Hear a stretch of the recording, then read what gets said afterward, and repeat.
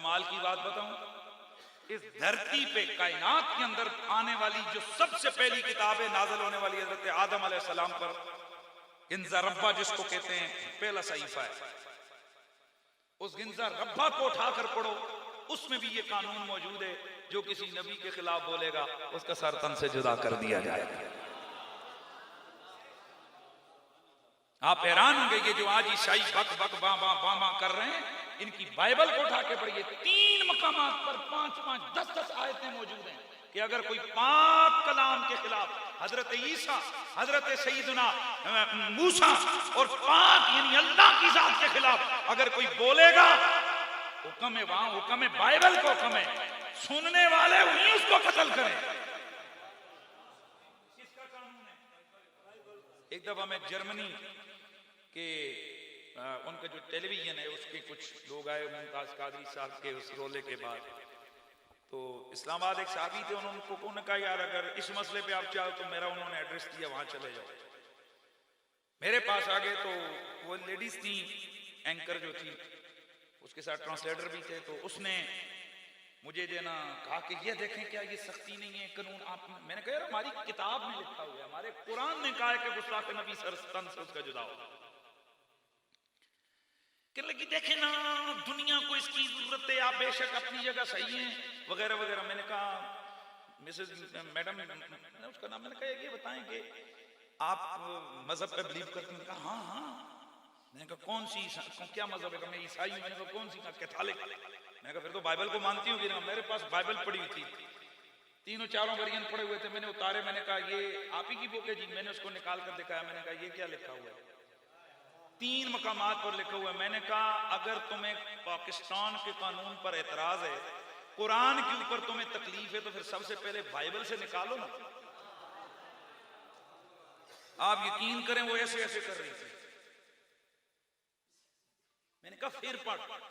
फिर उसने जनाब वो पेज वगैरह लिया, फोटो शोटो लिया उस पेज का, तो कहने लगी कि मैं अपने तौर पर रिसर्च करूंगी। मैंने कहा दुनिया की जिस मर्जी बाइबल को उठा, उसके अंदर ये पढ़, एक नहीं 3 जगह पर, एक जगह 3 आयतें, एक जगह 7 आयतें, एक जगह 10 आयतें, पूरा तरीका लिखा गया है कि गुस्ताख को रगड़ा कैसे देना है। तो मैंने कहा इसका मतलब ये है कि तमाम मज़ाहिब और तमाम अक़वाम के अंदर एक कानून इक्वल है कि जो पाकीज़ा हस्तियों के खिलाफ बकेगा उसका सर तन से जुदा कर दिया जाएगा। और अगर तुम्हें कुरान के इस कानून पर इंतहा पसंदी नजर आती है, तो फिर सबसे पहले तुम अपने चर्चों के अंदर से ये बाइबल के पेज निकालो, बाइबल को जलाओ, बाइबल के सवाद को निकाल के ऐलान करो कि आज के बाद हम ईसाई इस बाइबल के इन सफों पे यकीन नहीं रखते।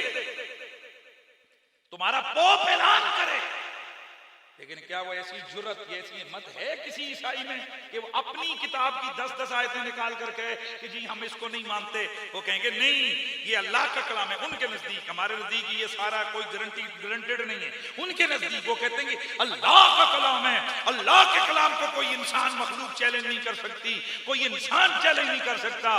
अगर वो अल्लाह का कलाम है तो कुरान भी तो अल्लाह का कलाम है, कायनात के अंदर कोई इसको चैलेंज नहीं कर सकता। आए नमा ओखेजू सोकेबू व ओखेजू, आगे वकुत्तिलू तक्तीला, जिथे गुस्ताख कुत्ते लवन पहले आके पकड़े जावन, बदे जावन, तो फिर इन्होंने की करना है? कुत्तिलू तक्तीला। आप हजरात को हमारे यहाँ तो आजकल एक टच देने का रिवाज शुरू हो गया है ना। क्या यार जालत है। कहीं कोई पढ़ता है मान तो माना नहीं बोला, माना बोला, मान तो नहीं बोला। कोई कहता है कि अहमद माज़अल्लाह सुम्मा माज़अल्लाह, ये माजी का बाद मुतकल्लम का सीगा है, इन्ना लिल्लाहि व इन्ना इलैहि राजिऊन।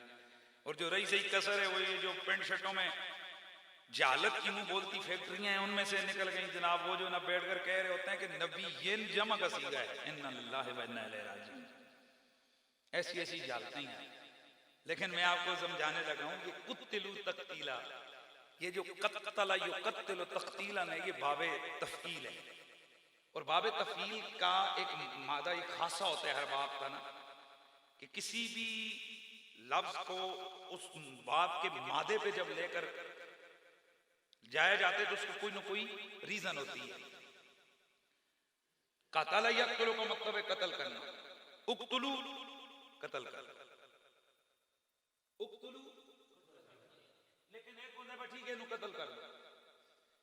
एक होता है कि किसी चीज के अंदर सख्ती पैदा करना, शिद्दत पैदा करना, उसके लिए फिर उसको तफील के बाप पर ले जाया जाता है। उस वक्त उक्तुलु नहीं कहा जाता, उस वक्त कहा जाता है कुत्तिलु। यार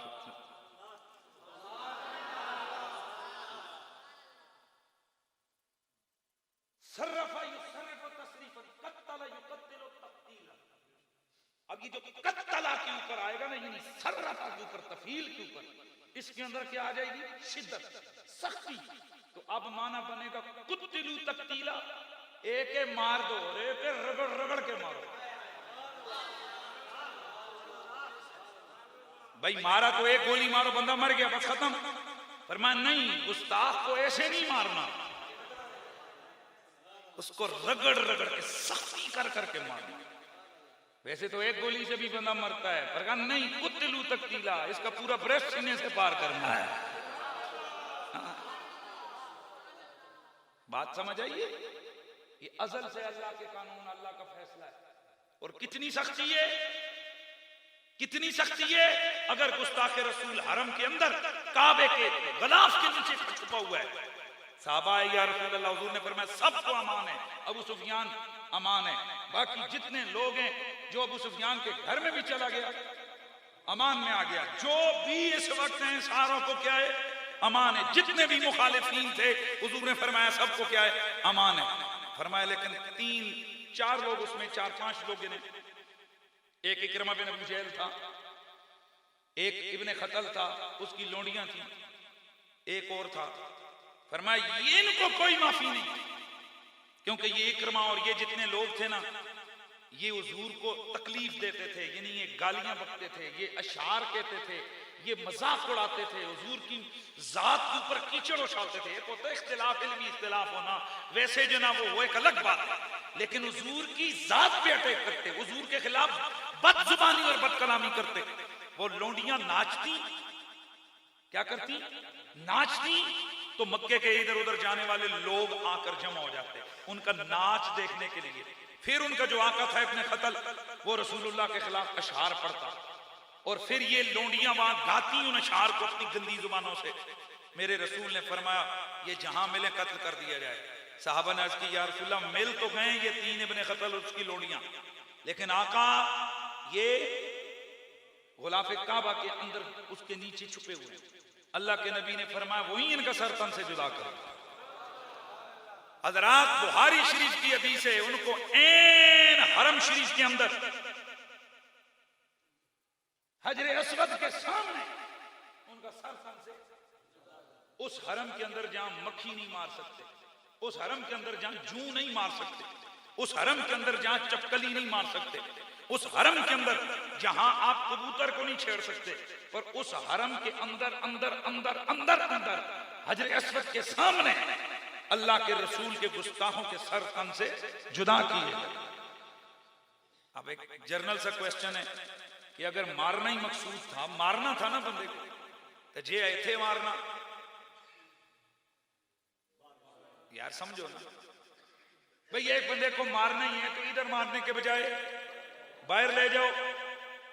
लेकिन आपको पता है ना कि इधर से बाहर जाते हुए थोड़ी देर ताखीर तो होगी, तो अल्लाह के रसूल ने क्यों फरमाया वहीं पे कत्ल करो? वो बताना चाहते थे कि हरम से निकलने की मोहलत भी गुस्ताख को नहीं मिलनी चाहिए, वरना एक सामने से जर्नल सा जहन बंदे का आता है कि यार बाद में लाश जो उठा के लेके जानी है, ओ इधर भाइयों, लाश जो लेके जानी है, खून साफ करना है, उसका गंदा जिस्म उठा के बाहर फेंकना है। वो जो हरम के अंदर खून गिरा है उन कुत्तों का गंदा, वहां से मिट्टी उठानी है, उस जगह को साफ करना है, कितनी मेहनत होगी। तो उस मेहनत से बचने के लिए बेहतर नहीं है कि इनको ही बाहर निकाल के सर तन से कहा ना वहीं पे कत्ल करो। ये तकलीफ ठीक है, उनकी लाशें उठा के जाना ठीक है, ये बर्दाश्त होगा, पर उनको इतने मिनट इतने सेकंड मोहलत मिले ये बर्दाश्त नहीं हो सकता। अब मुझे आप बताओ कि हम जो लोग हैं, हम जब कहते हैं गुस्ताख नबी की एक सजा,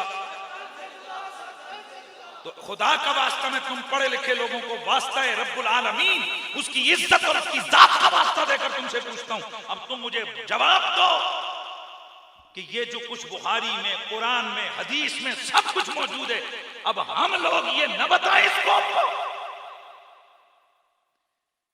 क्या हमारा ये बताना, मैं आपसे पूछता हूं, ये इंतहा पसंदी है, ये दहशत गर्दी है?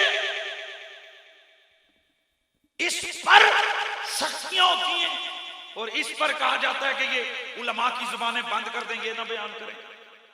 ये तो खुदा की कसम रियासत का काम है कि वो पीटीवी के ऊपर इस किस्म के प्रोग्राम करवाएं जिससे लोगों को अवेयरनेस हो और हर मजहब वाला ये समझ जाए कि जैसे वो बड़े एक बाबे ने बड़े बड़े जुमले कौम को दिए, उसका एक जुमला था कि देखें पूरा मुल्क ही सबका है, सारे हैं, बोलो भाई सबका है, सबका है। तो आप में से कोई आदमी रेड जोन में जा सकता है?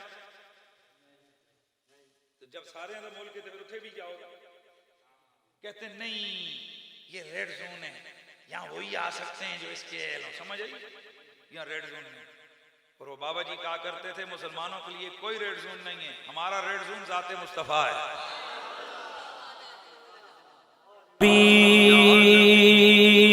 सलाम अलैका या रसूल सलाम अलैका।